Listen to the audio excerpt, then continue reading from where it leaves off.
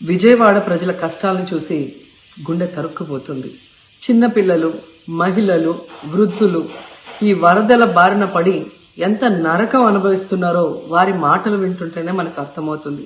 కనీసం చిన్నపిల్లలకి పాలు అందటం లేదు, రోజుల తడబడి తాగేదానికి నీళ్లు అందటం లేదు. ఈరోజు ఎంతమంది వరదల్లో కొట్టుకుపోయారో అర్థం కాని పరిస్థితుల్లో అందరూ కూడా బాధపడుతూ ఏడుస్తూ ఉన్నారు. నిజంగా ప్రజలు ఇన్ని కష్టాలు పడటానికి, ఇంతమంది ప్రాణాలు పోవటానికి ఈ రాష్ట్ర ప్రభుత్వం కారణం కాదని నేను అడుగుతున్నాను. ముఖ్యంగా మంత్రుల విహారయాత్రలు, హాలిడేస్ ఎంజాయ్ చేయడంలో ఉన్న చిత్తశుద్ధి రాష్ట్ర ప్రజల మీద లేదు అని నేను గట్టిగా చెప్పగలను. ఇదేదో నేను విమర్శించడానికి చెప్పటం లేదు. 28వ తేదీనే 30వ తేదీలో వర్షాలు రాబోతున్నాయని చెప్పి వాతావరణం సమాచారం ఇవ్వటం జరిగింది ప్రభుత్వానికి.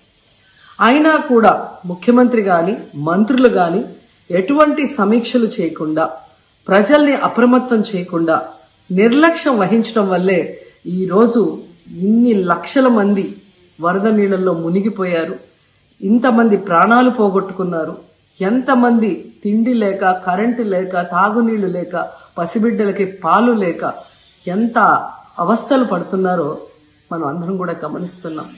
నిజం, చంద్రబాబు నాయుడు గారి ఇంటికి 3 కిలోమీటర్ల దూరంలోనే ఇంత పెద్ద విపత్తు జరిగినా ప్రజల్ని కాపాడలేకపోయారు అంటే ఇది రాష్ట్ర ప్రభుత్వం, రాష్ట్ర ముఖ్యమంత్రి వైఫల్యం కాదని నేను అడుగుతున్నా.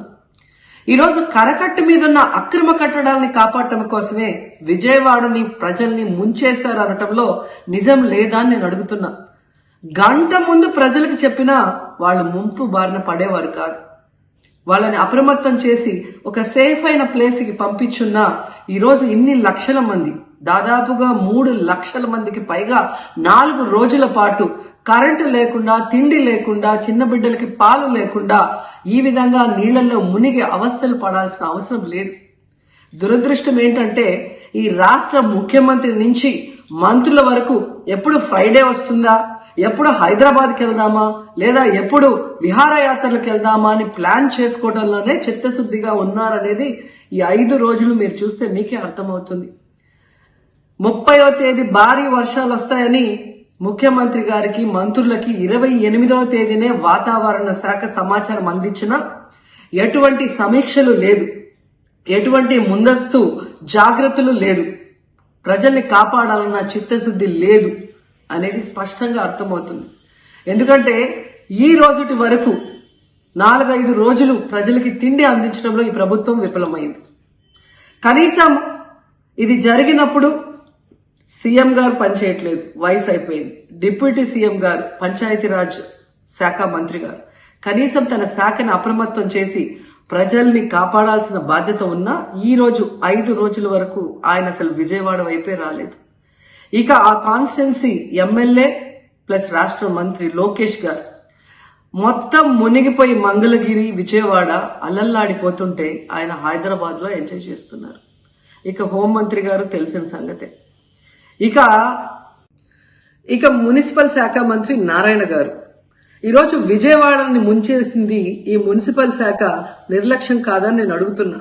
ప్రజల్ని సురక్షిత ప్రాంతాలకు తరలించే విధంగా ఈ నారాయణ గారు రివ్యూ చేయకపోవటం వల్ల ఈరోజు లక్షలాది మంది నీళ్లలో మునిగిపోయారు. వాళ్ళందరూ కూడా ప్రభుత్వం ఎప్పుడు కాపాడుతుందా అని ఎదురు చూస్తున్నారు. అయినా వీళ్ళకి పట్టింపు లేదు. ఇక రామానాయుడు గారు ఇరిగేషన్ మంత్రి, కనీసం ముందస్తు రివ్యూలు లేదు. కనీసం వరదలు వచ్చి ప్రజలు మునిగిపోతుంటే బోట్లను కూడా కొనుగోలు చేసో రెంట్కి తీసుకొని ఆ ప్రజల్ని తరలించే కార్యక్రమం ఆయన కూడా చేయలేదు. ఇక ఎప్పుడు వరదలు వచ్చినా, భారీ వర్షాలు వచ్చినా ముఖ్యమైన శాఖ రెవెన్యూ శాఖ. అనగాన సత్యప్రసాద్ గారు ఈయన విహారయాత్రలో ఎంజాయ్ చేస్తున్నాడు. కనీసం పునరావాస కేంద్రాలు ఏర్పాటు చేయాలి, మరి ఆ ప్రజలకి పాలు, తిండి అన్ని అందించాల్సిన బాధ్యత ఉన్నా ఏం పట్టించుకోలేదు. సో ఈ విధంగా చంద్రబాబు నాయుడు గారి దగ్గర నుంచి మంత్రులంతా కూడా ప్రజల్ని గాలికి వదిలేసి ఎలా నిర్లక్ష్యం వహిస్తున్నారో చూడండి. ఇప్పటికైనా వాళ్ళు కళ్ళు తెరిచి ప్రజల్ని కాపాడండి అని చేతులెత్తి నమస్కరిస్తున్నా.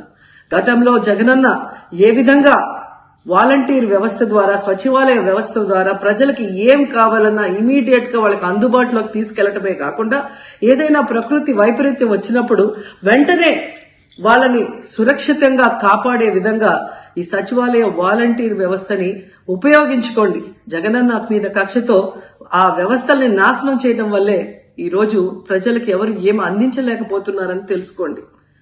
అండ్ ఈరోజు జగనన్న విజన్ ఉన్న నాయకుడు, ప్రజల్ని ప్రేమించే నాయకుడని మరోసారి రుజువు చేసుకున్నారు. ఆయన కట్టించిన ప్రొటెక్షన్ వాళ్ళు లేకపోతే ఇంకా 1,50,000 పైగా కుటుంబాలు మునిగిపోయే ప్రమాదం ఉండేది. ఈరోజు ఆ ప్రాంతమంతా సేఫ్ గా ఉంది విజయవాడలో ఒక సైడ్ అంటే అది జగనన్న ప్రజల పట్ల ఉన్న అభిమానంతో ఆ ప్రొటెక్షన్ వాల్ కట్టించడం అనేది కూడా